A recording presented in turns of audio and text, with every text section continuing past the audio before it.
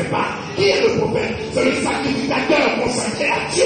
Qui est ton prophète? C'est celui qui se met à part pour gérer pour toi, pour prier pour toi, afin que ta vie tienne, puisse changer aujourd'hui, et ta vie d'aujourd'hui puisse être expérience de demain. Qui est ton prophète? Ton prophète, c'est cette personne que Dieu va prendre, changer sa vie. Il va vivre une expérience. Ça peut être difficile pour lui, mais pour toi, ça ne doit pas être difficile. Qui est ton prophète? Ton prophète, c'est celui que tu rencontres et il y a un changement dans ta vie. Qui est ton prophète? C'est celui qui détruit les instructions de l'Éternel. Qui est ton prophète? C'est celui qui marche dans le paradis de Dieu. Qui est ton prophète? C'est la personne que tu regardes et tu as un miroir d'orientation. Qui est ton prophète? C'est la personne de qui tu mets ton contact et ta vie change.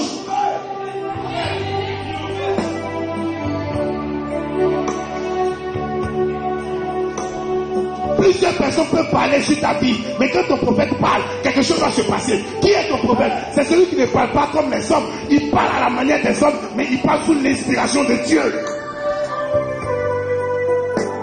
Qui est ton prophète? C'est celui qui te donne une orientation pour te dire ne fais pas ça, c'est pas bien, tu vas t'épuiser. Écoutez, il y a des gens qui vous regardent mais qui se comparent à vous. Tout ce que vous allez vouloir faire, si ça va vous épuiser, ils ne vous diront pas. Qui est ton prophète? C'est celui qui va se regarder. Il va dire si j'ai deux, je peux donner un à quelqu'un. Vous marchez avec les gens pour marcher avec les gens. Hey, marchez avec les gens avec un esprit de différence. Dieu te montre tellement que ton église est bénie et que sa grâce est là, sa vérité est là, qu'il va conduire maintenant un imam pour venir écouter. Tu penses que c'est amusement? Acclame le Seigneur pour l'imam.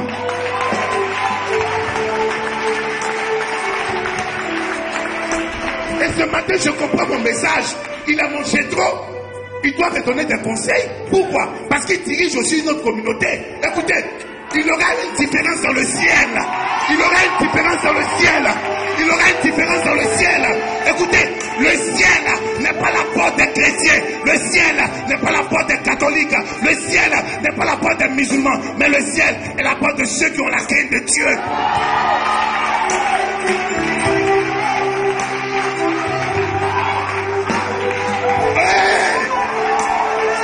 Je n'avais pas compris pourquoi Dieu m'a dit les hommes d'expérience. Hey, je ne peux pas bâtir quelque chose s'il n'y a pas d'expérience dans mes gènes. Je ne peux pas bâtir quelque chose si le sang ne coule pas en moi. Je ne peux pas bâtir quelque chose si je ne suis pas passé quelque part.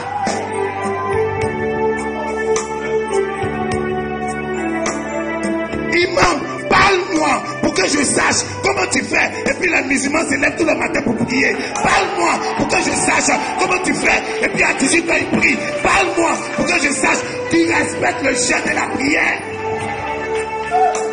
Ah, ce matin ton nom est Jétro. Tu peux parler à Moïse. Tu peux parler à Moïse. Tu peux parler à Moïse. Tu peux lui parler. Écoutez, je ne savais pas qui venait. Et Dieu m'a donné l'inspiration ce matin de parler de Moïse et de Jétro. Qui est ton prophète?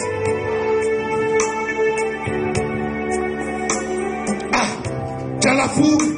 Dieu t'a appelé. Ce que tu fais, c'est bien. Tu donnes révélation, prophétie, ça s'accomplit. Mais qui te conseille? Parce que la prophétie a deux facteurs. La prophétie a deux facteurs. Il y a le facteur parole et il y a le facteur accomplissement. Or, Paul va dire à Timothée, écris les prophéties selon l'ordre que je t'ai donné et combat le bon combat. Ça veut dire quoi? Le mystère de la prophétie, c'est le combat. Or, nous parlons de christianisme à cause d'un combat qu'il y a eu au couteau de la croix. Donc Jésus est notre prophétie. Mais maintenant, si nous n'entrons pas dans le combat de Christ, comment est-ce que nous pouvons avoir l'accomplissement de Jésus?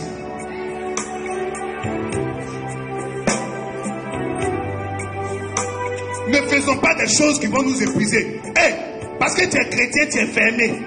Tu es chrétien, tu ne marches plus avec les gens. Tu es chrétien, tu dissocies des choses. Écoutez, il y a des catholiques qui seront sauvés, il y a des catholiques qui ne seront pas sauvés. Il y a des évangéliques qui seront sauvés, il y a des évangéliques qui ne seront pas sauvés. Il y a des musulmans qui seront sauvés, il y a des musulmans qui ne seront pas sauvés. C'est quoi le salut? C'est l'acceptation de Christ, marcher conformément selon sa parole et laisser l'Esprit du Seigneur t'orienter et te guider. Qui lui a dit de venir ici ce matin? Je ne sais pas. Mais je suis convaincu d'une chose. Il y a un esprit qui nous a branchés pour que nous marchions. Il y a un esprit qui marche avec nous. Il y a un esprit qui marche avec nous. Écoute-moi très bien. Tout ce qui a une marche a des démarches. Et tout ce qui a une démarche est branché quelque part. Mais lui et moi, qui nous a branchés si ce n'est le Saint-Esprit? Écoutez-moi très bien ce matin. Je suis en train de parler à cette église. Les temps qui arrivent sont des temps où l'Esprit du Seigneur va amener des personnes juste pour ton contact afin d'élaborer ta bénédiction.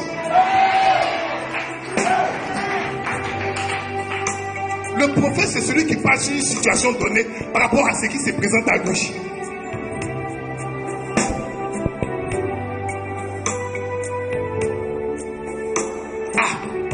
Beaucoup de personnes ne savent pas que dans l'accomplissement de leur vision, ils ont besoin des gens d'expérience. Des gens qui ont déjà fait quelque chose. Des gens qui sont passés quelque part. Des gens qui ont quelque chose en eux. Des gens que Dieu a mis à part. Et quand Dieu met quelqu'un à part, il ne dit pas comment il le met à part. Quand Dieu met quelqu'un à part, Dieu peut prendre la vie de cette personne à cause du témoignage qu'il veut. Toi, tu peux voir ça mauvais, mais Dieu voit ça bon. Dis avec moi ton prophète.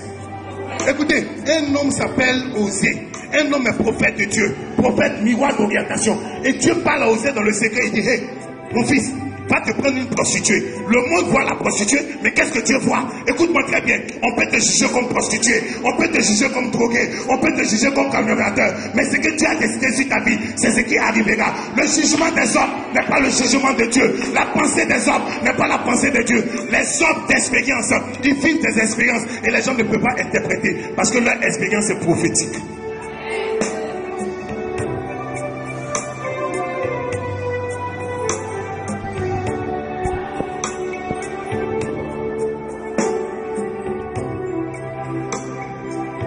Jéthro, sacrificateur de Madian, homme d'expérience. Il dit, hey, Moïse, c'est vrai, hein, on voit le travail que tu fais là.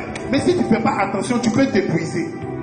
Choisis avec toi des gens capables, des personnes intègres, des personnes qui sont éloignées de la cupidité. Écoutez, il y a 3 choses qui détruisent la vie de quelqu'un, il y a 3 choses qui détruisent une vision, il y a 3 choses qui détruisent le ministère, il y a 3 choses qui détruisent la collaboration. Lesquelles des choses? Il y a l'orgueil, il y a la cupidité et il y a la convoitise de la chair. Moïse, écoute-moi très bien. Si tu veux avancer avec Dieu, prends des personnes qui seront capables de la gestion du peuple que tu as, mais des personnes éloignées de la cupidité.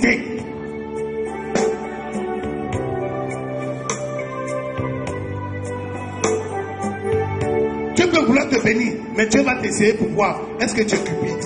Cupidité veut dire quoi? Tu aimes l'argent. Quand quelqu'un est cupide, le travail qu'on lui donne, il transforme cela en pain.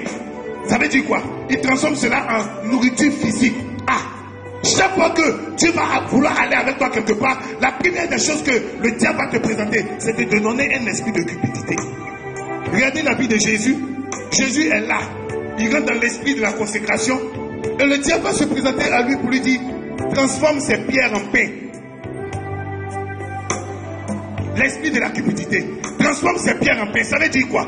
Le diable, sachant que Christ est la pierre angulaire, et c'est sur cette pierre que l'église doit être bâtie, il dit transforme ton bâtisse, transforme tes pierres en pain. Jésus s'est transformé ses pierres en pain, alors il n'allait plus avoir d'église, il n'allait plus avoir de racheter, il ne transforme pas. Dire à quelqu'un, c'est pas tout on convertit.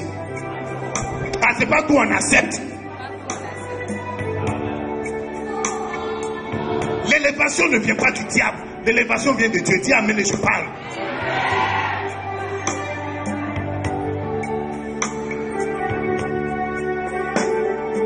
Un jour, le diable va prendre Christ, Jésus, il amène, la Bible dit, le diable le transporta sur une montagne, comment? Élevé. Et il dit, descends. Vous savez ce que Jésus a dit? Il dit, elle ne descend pas. Vous savez pourquoi? Toute élévation vient de Dieu. Ne méprise pas la position que tu as. Quelle que soit cette position, ton expérience peut te donner une position, mais c'est à toi de garder la position. Il y a l'option pour la position et il y a l'option pour préserver la position. On dit que c'est le diable qui l'envoie, lui-même il dit il ne descend plus. Pourquoi tu vas me mettre à un niveau et puis tu veux me faire descendre? Vous marchez avec des gens qui vous méprisent. Pourquoi? Parce qu'ils ne voient pas en vous l'expérience.